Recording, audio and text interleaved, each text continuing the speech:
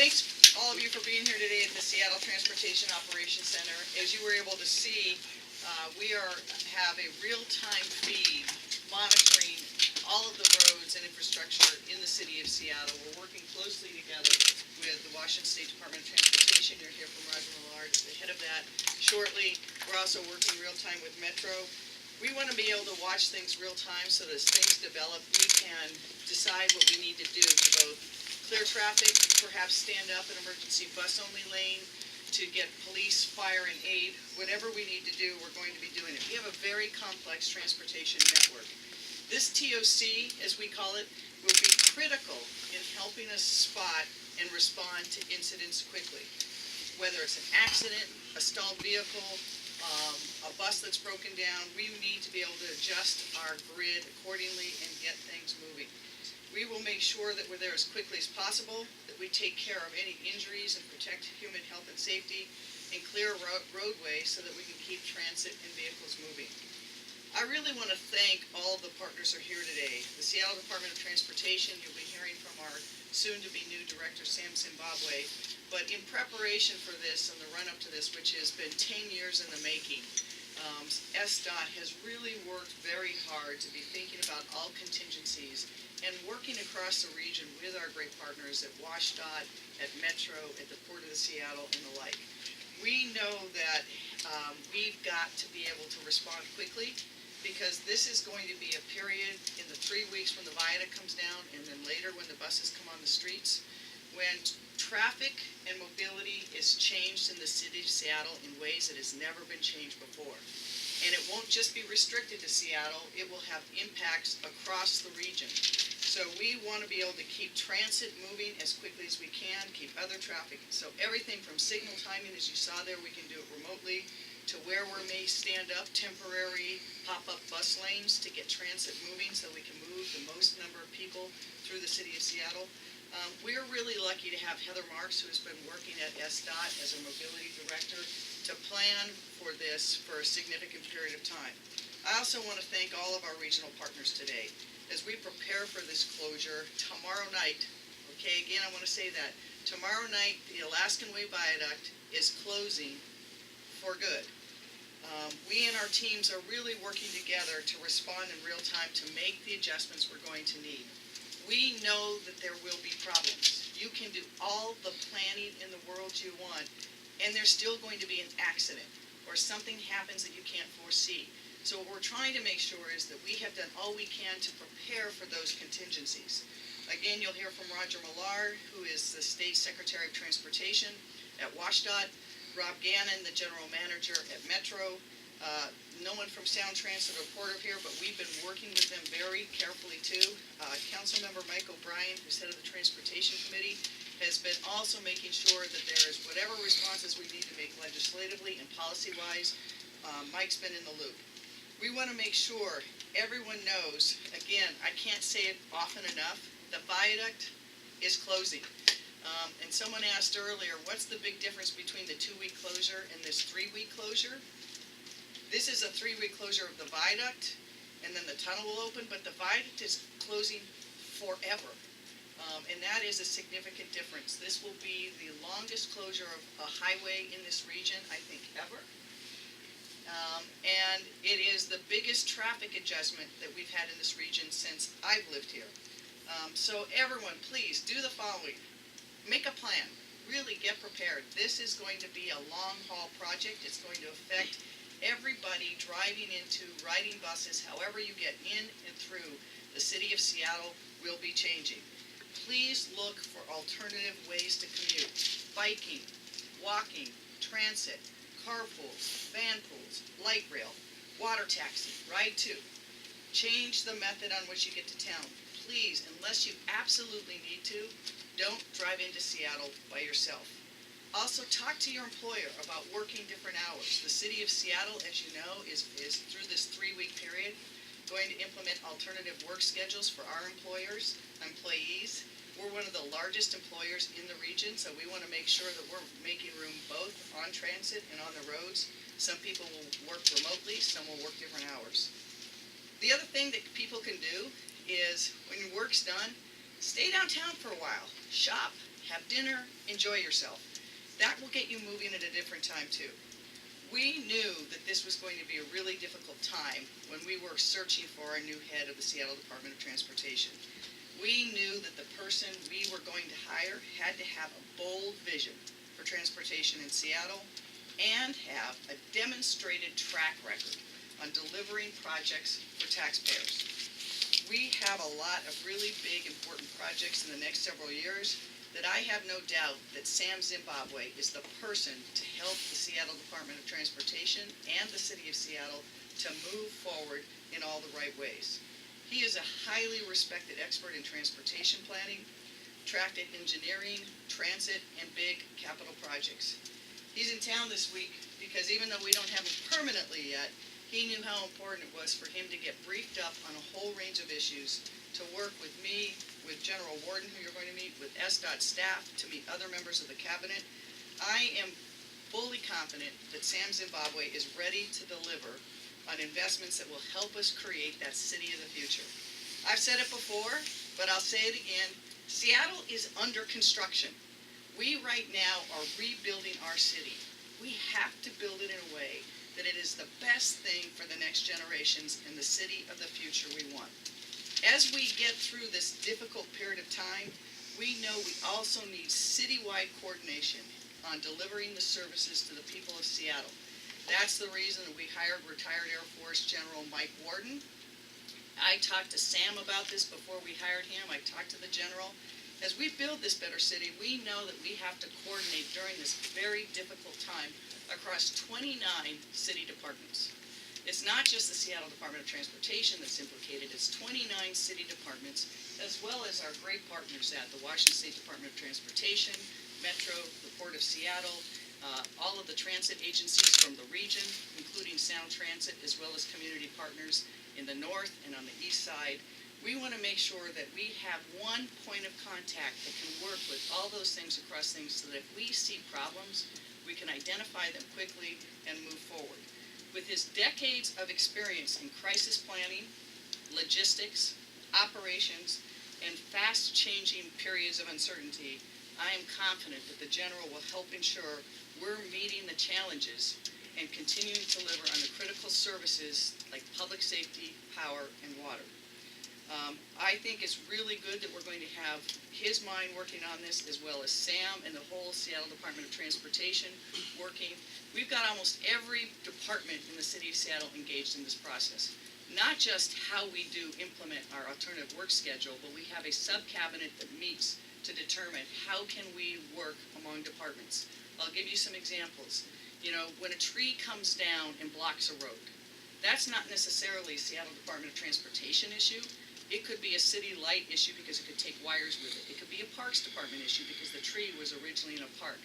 There's all sorts of things across departments that we found we need to do, whether it is pre-positioning vehicles to respond to accidents or incidents in the Parks Department, at city lights, at utilities.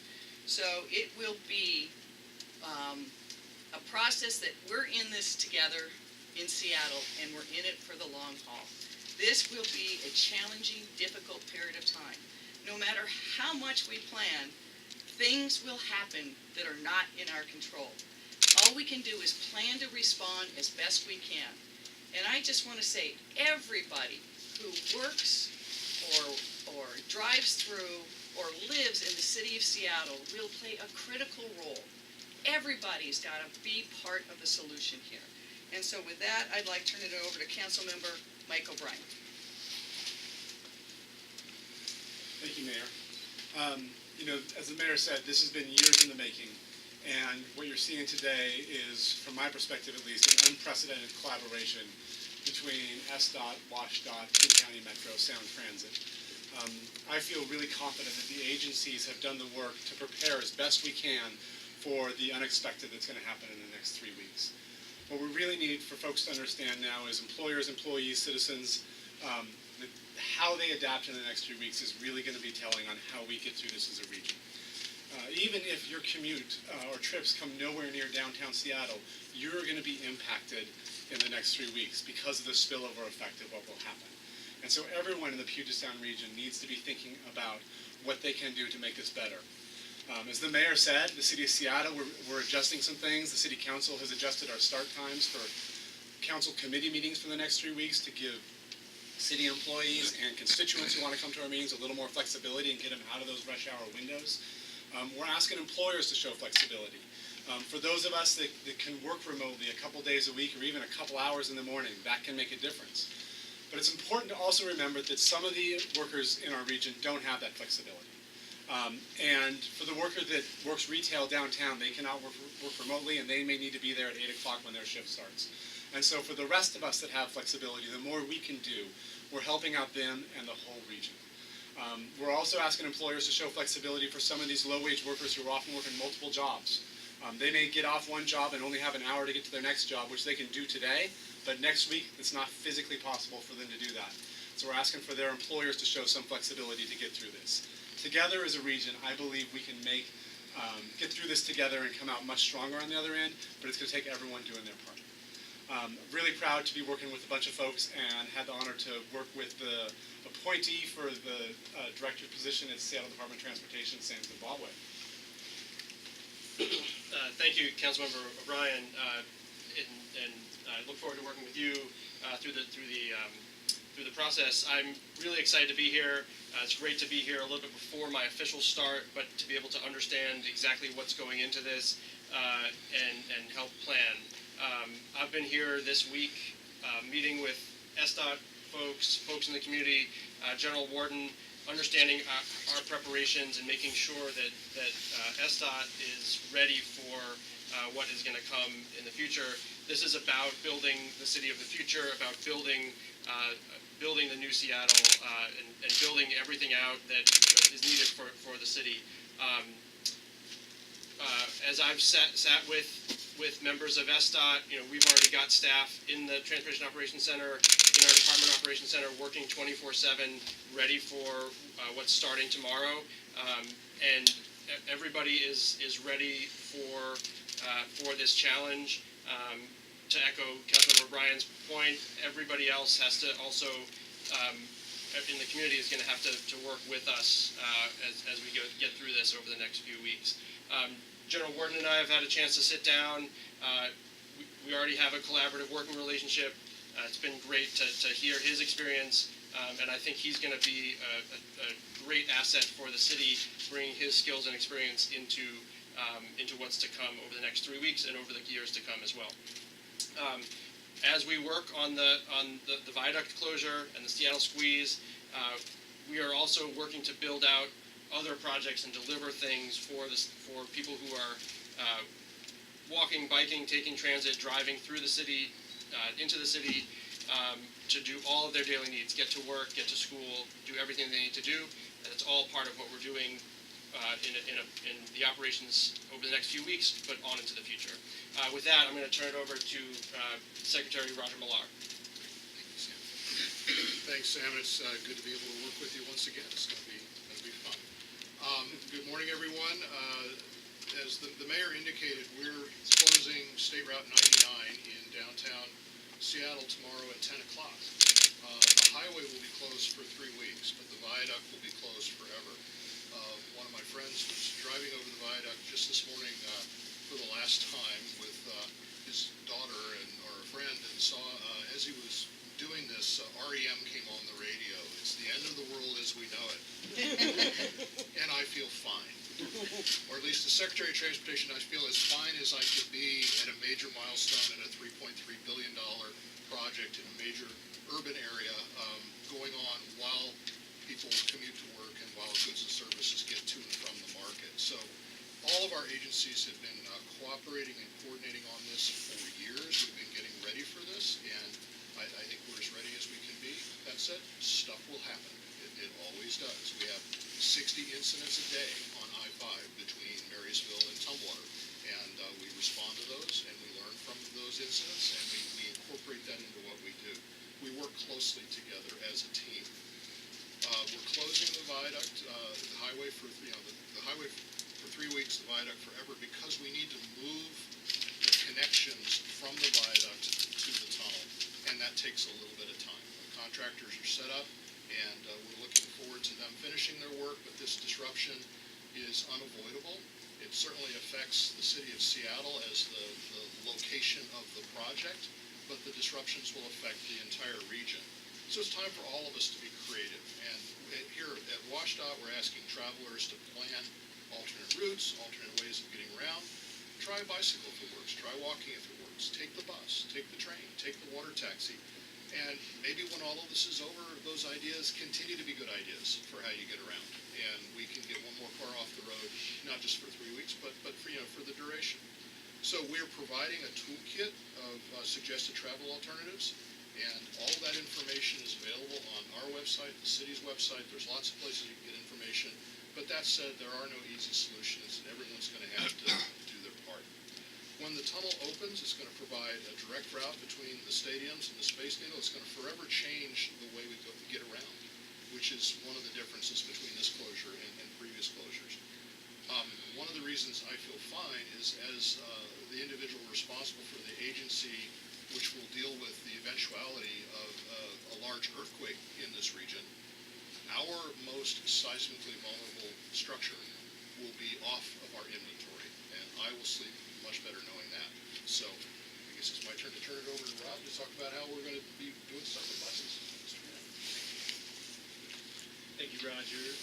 First, I just want to start by saying that Metro for everyday service is here to serve the region. Metro for next week is ready to serve the region, to serve the city, to serve the riders, to be as flexible as we possibly can in support of all the challenges we might face, but also just all of the opportunity that will come in these next several months and the years ahead. This is about mobility for the region that helps connect people to place. Metro is a key component of that, but we also know that we do that with and through our partners, whether it's Sound Transit, the City of Seattle, WashDOT, or the 38 surrounding jurisdictions. That continues to be our focus. How do we help keep the region moving? We are very grateful for the partnership that we have now with Mayor Durkin, but certainly with the City of Seattle as a whole, and specifically the Seattle Department of Transportation. The partnership there is as strong as it's ever been, and that is fundamentally what we will rely on in the weeks ahead especially. Not just me working with Sam or the General, but really at the staff level. How do we continue to adjust our plans and make them effective in the days that come? How does staff providing actual service, whether it's on the street, driving a bus, interacting with the traffic engineers, all of that, it really happens at the staff level. And I think this is just an appropriate moment to thank them for the work they've done leading up to this moment. All of us as civic leaders can talk about how we have begun to plan and how we're ready to go, but fundamentally it is the hard work of all of our staffs at WashDOT, the City of Seattle, and Metro who are really putting all of this work into motion, and they're the ones that will be called on to respond on the actual events. So I want to thank them in advance for the hard work that they've put in to date and for the work that will come in the weeks ahead. I'm very pleased to be working with Sam Zimbabwe. He and I have had some great interactions thus far. I've also had the chance to meet with General Warden, and I think that relationship is going to be very strong. Worked with Secretary Millar for a number of years, and all told, to the extent that we are a leadership group trying to address this challenge, the relationships at the highest level are present and functioning, and we are as ready to go as we possibly can. So with that, I'll turn it over to General Warden.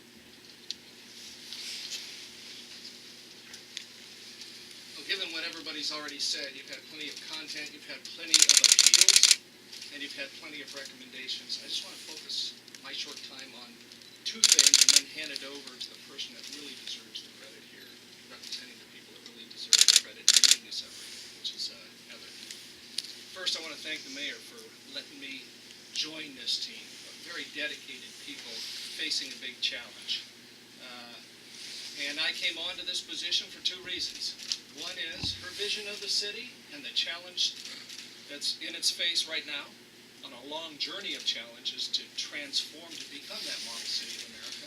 And that's exciting to be part of that. And the second reason is family. My family is from Seattle. They're from out here. And finally, I'm coming home to be with them and to work a problem that I've heard from them about from afar.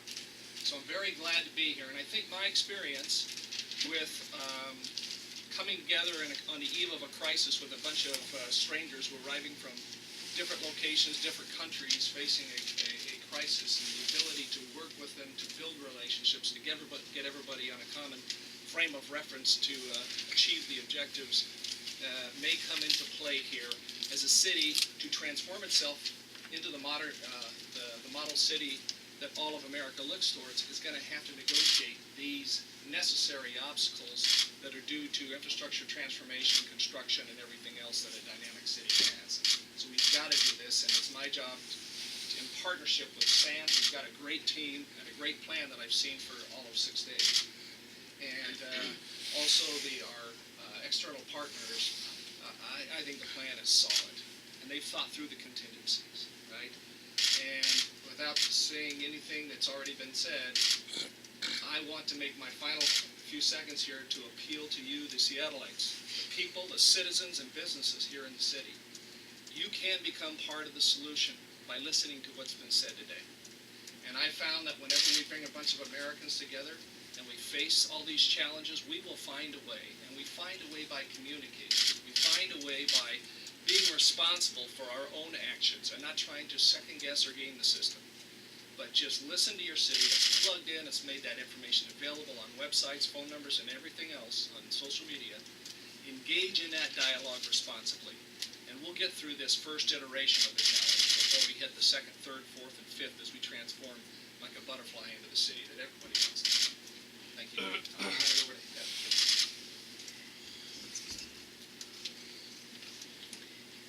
Thank you so much, General Warden, and everyone. You guys, it's almost here. It's almost here. The viaduct is closing forever at 10 p.m. tomorrow. This is going to kick off a 3-week closure of SR 99 before the new tunnel opens. We have spent months, SDOT has spent months in partnership with King County Metro Transit, WashDOT, the Port of Seattle, Sound Transit, and the community to prepare for this. We are all committed to making sure that we maintain mobility and access to and through downtown, not just in the next 3 weeks, but through the next 5 years that we're affectionately calling the Seattle Squeeze. We're excited to have Sam Zimbabwe join us, and we really look forward to his leadership. We know that his leadership and knowledge are going to take us in the right direction. We've also already begun working with General Warden and are looking forward to his ability to coordinate the entire city's response. We're working hard at SDOT to make sure that the transportation system and our city are ready for the upcoming changes. We are monitoring and managing the transportation system. We are investing in transit in partnership with King County Metro Transit, and thanks to the good graces of Seattle voters in the Seattle Transportation Benefit District. We are reducing driver loan trips downtown by partnering with our largest employers, and we're managing the public right-of-way as never before. We are fully engaged. We are staffing our Transportation Operations Center all day, every day, 24/7. Our Department Operations Center, responding to the incident of the viaduct closure, is staffed 24/7. We're communicating closely many times a day with WashDOT, with Metro Transit, and with the other agencies in the region. We have a nimble and flexible mindset, so if we see something that needs to change, we're ready to change it. This is going to be challenging for all of us. It's going to be challenging for the people who are tasked with managing the challenge, and it's also going to be challenging for the traveling public. So we are working around the clock to make it as easy as it can be. We're relying on you, the traveling public, the people of Seattle and the Puget Sound region, to be prepared and get ready, because you're going to need to have a plan. It's not too late. Give yourself some extra time. Make sure you're informed and prepared. Every single one of our agencies has a website and multiple resources for you to access. Practice patience and kindness. We really all have to come together as a community to make sure we get through this. And also make sure that you're making space for emergency responders. Move right for sirens and lights. If you're in an incident where no one is injured, please steer it and clear it. Move your vehicles to the side of the road. We need to come together as a community to face this as a community together. Thank you very much. I think we're ready to take some questions. Heather, can you, since you're up there, you made some remarks Seattle Times last week about bicycling and walking, saying that that's not something that SI is particularly emphasizing because of the weather this time of year. Can you clarify that or speak? Yeah, absolutely. I think that was in the context of a longer conversation. Of course, we are encouraging people to bicycle, to walk, to take transit, to take the water taxi. All modes are on the table, and we want everybody to do what works for them. And there are lots of people who are already cycling, and we want to encourage them to continue to do so. If you are the hardy sort that wants to take up cycling during this time, we absolutely encourage it. Get a buddy and make that part of your move. But no particular plans to make cycling, to emphasize cycling or make it easier. All bike routes will remain the same as they are now, so you shouldn't have any changes. There may be some changes underneath the viaduct when they start doing demolition. Just watch for the detours, and we'll keep folks posted on that. I'll take some questions. I just want to add to that is, in preparation of this, I think if we look at the period of time, we were very conscious of making sure, for example, we got the 7th Avenue protected bike lane built, that we had the signaling right on the 2nd Avenue bike lane, that we had Pike and Pine corridors approved. So all of those improvements were in light of knowing that we wanted as many people to take alternative bicycling and walking and everything else. We will continue to adjust. As you saw in the command center, we are able to respond in real time to every kind of incident in our streets. And if you look, I've been watching some of the cameras up here. We've got a spaghetti system. Any roadway that gets impacted impacts the whole grid. A really interesting thing is, in previous closures, previous accidents, it's not just I-5 that's impacted. One of the most impacted roadways becomes 405 because people's plan to get through the city of Seattle is, I'm just going to take 405 and catch the intersection. So there is no part of the regional grid that will not be impacted, whether it is the way people walk and bike to work, or whether people in the region are not even coming into Seattle, but depending on that same roadway system. I've got time for a couple more questions. We want to take it. Yeah, Mayor, just as you look behind you, and we've heard about the credentials of everyone behind you, and it's very impressive. Should incidences arise, something big, drivers aren't getting it, travelers aren't getting something, who takes the lead with so many different agencies involved? It's a really good question. So it's one reason we have General Warden here, because I think one thing that people should take away from this is, I was born and raised here. I have never seen such strong collaboration across all transit agencies and transportation agencies, regardless of what city they're in, whether they're the state, the county, metro, working together to say, how do we collaborate? And you see the leaders here, but the same collaboration is happening at the staff level, which is critical. So we will continue to have connections between our command center and those command centers. So the entity that is in the best position, and it's their job to respond, will be able to respond, but none of it will be done in a vacuum. That's why we have everyone together, because sometimes, and it's a reason why the general is going to be so important. If you have, for example, a bus breaks down on a highway, that causes then a bumper-to-bumper accident behind it. You have to have multi-agency responses. Metro has to get another bus there for the traveling public. You have to have the Seattle Department of Transportation, Seattle Police Department, sometimes utilities respond depending on the nature of the accident.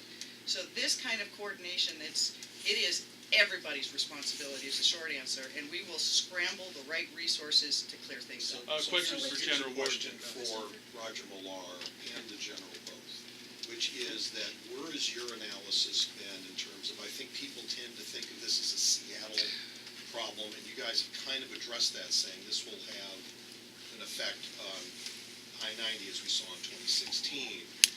Probably people taking more 405. What has your analysis been so far in terms of what you're prepping for, saying this is not just a Seattle, it's a Bellevue, it's Snohomish County, it's Pierce County, it's everywhere? This is a regional project. A major shift in the regional project is going to have regional impacts. We're fully aware of that. We've been communicating that. We're obviously here in Seattle because that's where the project is located, but we're having conversations throughout the region. We're pushing information out throughout the region. My role as a leader when an incident happens is not to put a hard hat on and jump out into the street, because I'm going to be in the way of somebody that's been trained to do that. My My job is to make sure that they have the resources and the training and the skills to do that work, and that we've tabletoped and foreseen the scenarios that we can foresee. The team has been working together for years. Our team, SDOT, Seattle Fire, the Police Department, the utility companies, the port, Metro, Sound Transit. We tabletop likely scenarios. We tabletop worst-case scenarios, so we all know when that happens, this is how we respond. This is who's in the lead, and this is who gets out of the way. If something comes up that we haven't foreseen, we have a protocol for that as well. So we've thought this through. The impacts, the regional impacts, again, we're communicating that. We're hoping we can adjust, just as the city has a traffic operations center up in Shoreline. We have a traffic management center. We control 1,000 traffic signals throughout the region. We control our variable message signs throughout the region.